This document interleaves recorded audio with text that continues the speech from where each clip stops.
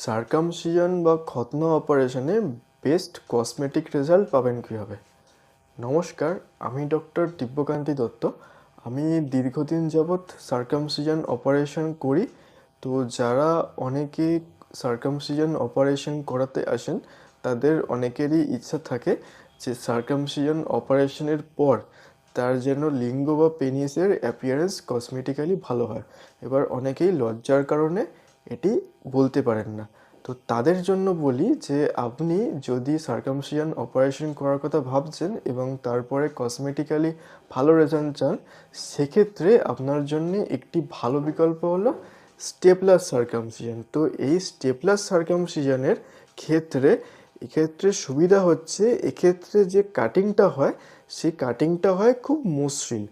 আর এক্ষেত্রে অপারেশনের পরে অর্থাৎ পোস্ট অপারেটিভ ইনফ্ল্যামেশন হয় খুব কম, তার জন্য পোস্ট অপারেটিভ স্কারিং হয় একদম মিনিমাল। তো এটি কসমেটিক্যালি বেস্ট অ্যাকসেপ্টেড পেশেন্টদের জন্য।